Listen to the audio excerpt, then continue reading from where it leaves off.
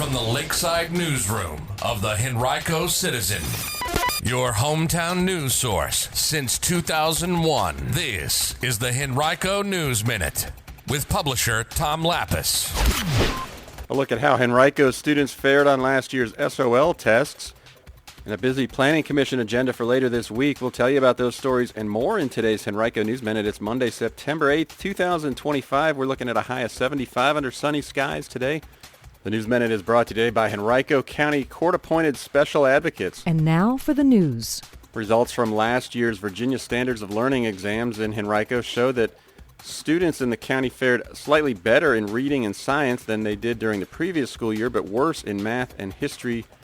Meanwhile, county students continued to trail their state counterparts in 3 of the 5 overall SOL categories, reading, math, and history, while remaining even with them in a 4th, science. Only 73 students in total took an SOL in the 5th category of writing. Henrico pass rates in the 3 core tests, reading, math, and science, remain down from pre-pandemic levels.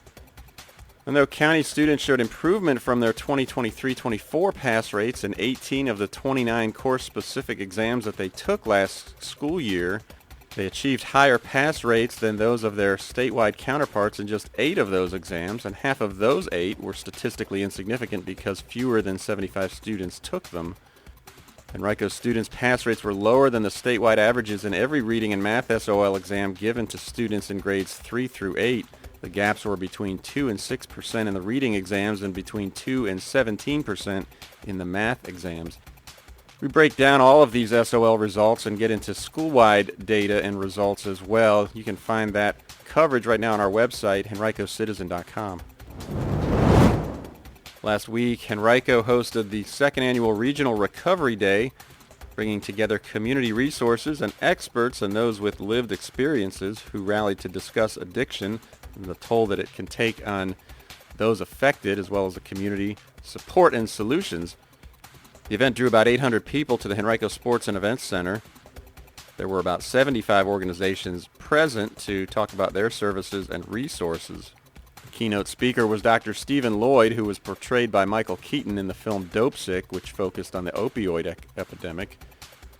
He told attendees that there are currently more people in recovery in the U.S. than those using controlled substances. Our Report for America Community Vitality reporter Dina Weinstein was at the event and has complete coverage of it right now on our website, henricocitizen.com. A busy agenda later this week for the Henrico Planning Commission.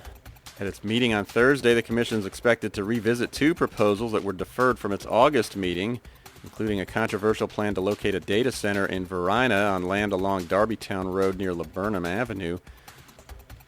County planners had recommended approval, but the proposal received largely negative feedback from about 100 local residents at an August 6th public meeting. The proposed site is right across the road from the Newmarket Village neighborhood and just half a mile from Baker Elementary School. On Friday, Verina District Supervisor Tyrone Nelson posted on his Facebook page that he would be voting against the proposal when it ultimately reaches the Board of Supervisors. Another case proposes a 57-unit townhouse development at the corner of Mountain Road and Woodman Road in Glen Allen on about 8 acres. And 4 other new proposals to appear before the commission would result in the construction of 247 residential units throughout the county. We've got details about all these proposals right now on our website, henricocitizen.com.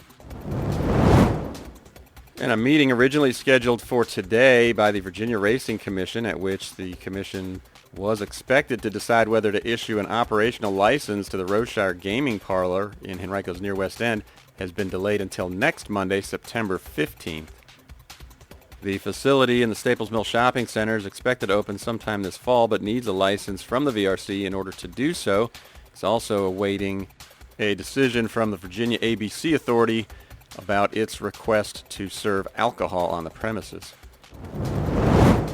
Today's Henrico News Minute has been brought to you by the Henrico County Court-Appointed Special Advocates, or CASA. Children need CASA, and CASA needs you.